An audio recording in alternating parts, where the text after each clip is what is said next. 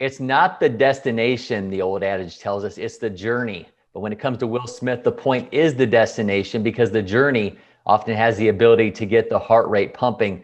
But the Braves closer racked up the saves in 2021 and followed it with a dominant postseason. And we put our focus on Smith as our Stock Watch series continues. I'm Cory McCartney along with Grant McAuley and Grant. The one thing you can unequivocally say about Will Smith is that while often rocky, he gets the job done. Yeah, the job did get done more times than not. I know that there were some nights where the blood pressure was up and people were kind of wondering, is this the best option to close games? But, give that whole group credit and give Brian Snitker credit for, going with what worked, particularly in the postseason. Let's just say that. And while you can make a whole bunch of changes throughout the year to who's still in the ninth inning, I think that there was a little bit of stability that did offer not just Will Smith, but some of the other guys in getting to him. Guys like Tyler Matzek, guys like Luke Jackson, guys like AJ Minter in the second half, and others certainly. And there was some, comings and goings in the Braves bullpen, which is what we expect. There's some of that attrition every year in every single bullpen, but overall, this was a group that really got the job done. And it's not, the ninth inning is not necessarily the most important inning because you can lose games getting there. But I think there is something to be said for the consistency the Braves had of how they were getting there and ultimately, more times than not, turning those late leads into wins. I don't have to tell the fans who lived through what felt like a roller coaster that they didn't know that they were in line for, but he rarely kept the base paths clear. He faced 4 or more batters in 41 of his 71 appearances in the regular season. Only one player in the top 15 in saves, that was the Cardinals' Alex Reyes, had more. Smith had a 5.72 ERA in those games, and he still managed to pick up 21 of his 37 saves. That's a 57% rate of his total saves without, if you don't have a calculator handy. But the man simply had a penchant for working out of jams, and it continued during the postseason. Smith faced 4 batters or more in 6 of his 11 appearances and didn't give up a single run while saving 6 games. Those playoffs made the Braves closer one of 8 players to have 6 or more saves and a 0.00 ERA in a single playoffs. The other guys who have done that, 3 of them are, by the way, from Mariano Rivera, another from another Hall of Famer, and Goose Gossett. So, Grant, Smith was in some ridiculous company, even if it wasn't always a clean sheet. Yeah, and look, I can't sit here and tell you that every inning, every save, and every inning that gets you a save is going to be a perfect or a clean inning. That's just, while you'd like to judge everybody by what Craig Kimbrell did in Atlanta, what John Smoltz was doing even before that, not all closers are created equal. But I think Smith was maybe a little bit better than it let on sometimes. There were some alarming stats, I would say, and that's the fact that he allowed more home runs in a single season than he had at any time in his career as a reliever anyway, and the fact that his ground ball rate has dropped about 10% since coming over from San Francisco to Atlanta. And we can try to extrapolate a little bit of that more later. But when it did come to the postseason, this was a guy that, did not allow a run. He only allowed 5 hits and 3 walks, which I know that's a handful of base runners, but it's certainly manageable. Opponents hit 139 against him in the postseason with an OPS under 350. So I have a hard time looking at it and saying that it was too much of an adventure or that he was doing something worse than the next guy. But when you're the guy who is being compared to what Tyler Matzek was doing in the postseason or even what AJ Minter's done in the postseason, maybe they don't all look the same and every inning doesn't go the same, but it's the end result. As you pointed out, it wasn't so much the journey with Will Smith, it was the destination. And that destination was the World Series ultimately, and it was a clean postseason for the Braves closer. So even if there was a couple of moments where you might have kind of wondered, here we go again, it's a close game, or can this go wrong? It just quite simply didn't go wrong. He was able to get out of it. Some good plays were made behind him. Certainly the defense helps, but overall, Will Smith got the job done. And I don't know that you can ask a lot more of that. Maybe style points is all we're talking about at that point. Now, coming off a truly forgettable 2020 where a bout with COVID delayed his arrival, he didn't see the field until 16 games into that shortened season. He just wasn't right. I mean, he had a negative FWAR for the first time in his career. And maybe the biggest thing, I think, when you look at that 2020 season was the slider just failed him.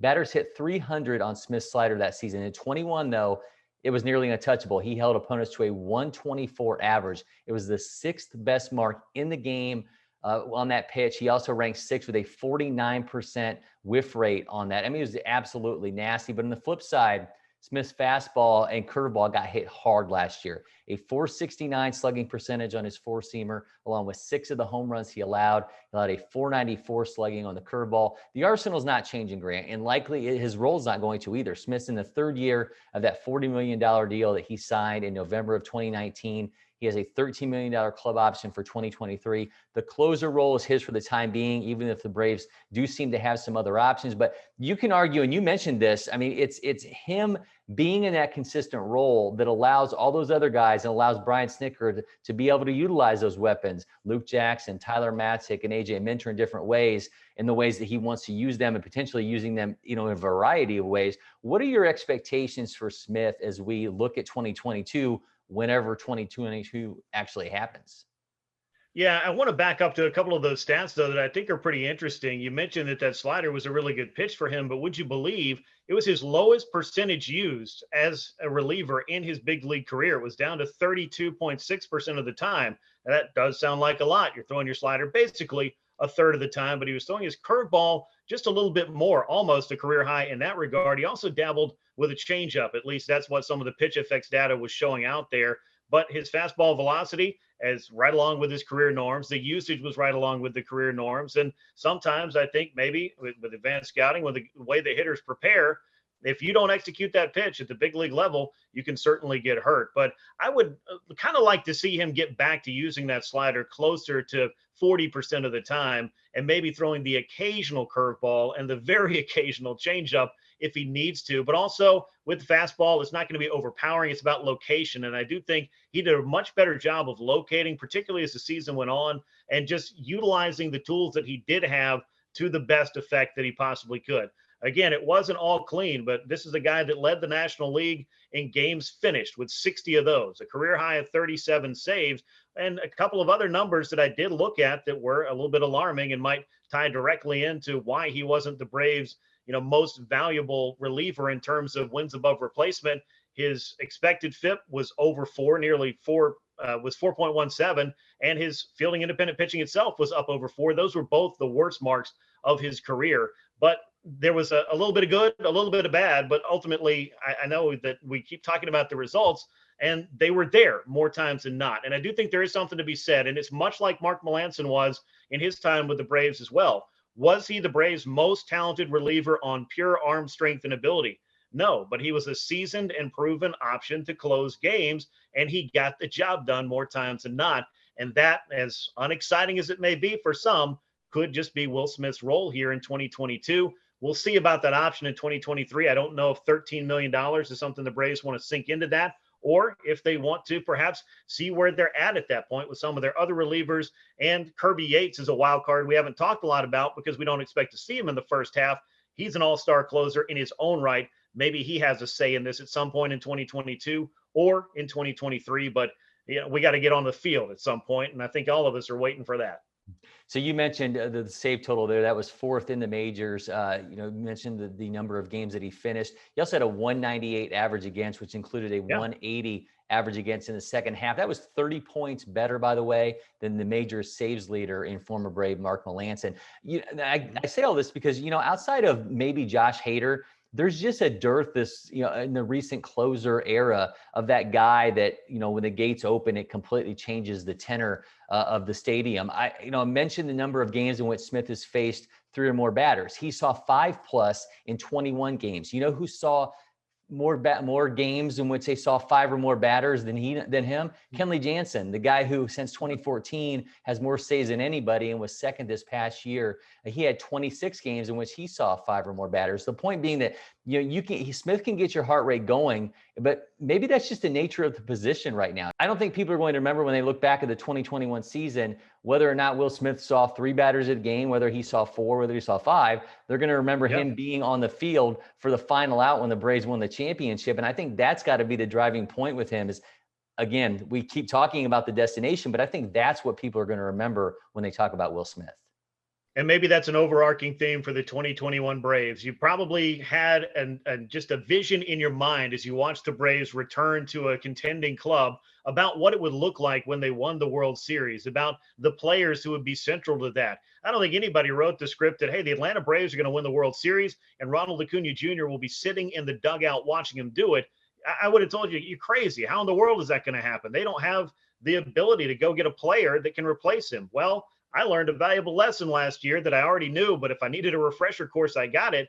You can have the sum of all of the parts add up to something better than just having them each individually. Now, I want to see all the Ronald Acuna Jr. I can get. I don't want the Braves to have to trade for 3 or 4 outfielders ever again at a trade deadline. And I'd like to see the Braves first baseman be a part of this championship window for years to come. But, I think as we look at it in the big sense, everyone's excited about the big name closer. As you mentioned, the guy that just comes in, he's unhittable, he's dominant. But it does feel like, to your point, a lot of these guys that are having the great seasons these days, save for maybe Aroldis Chapman and perhaps Kenley Jansen, who showed himself to be a little bit more human of late, there aren't that many of those guys. You're kind of having closers that have one-off great or career years, and then they're good, but they're not consistently that great closer. Even Craig Kimbrell is a mere mortal at this point on some nights. And in fact, I don't know if we'll see Craig Kimbrell back in that elevated closer's role where he is the guy that we were seeing with the Braves and ultimately with other clubs as well.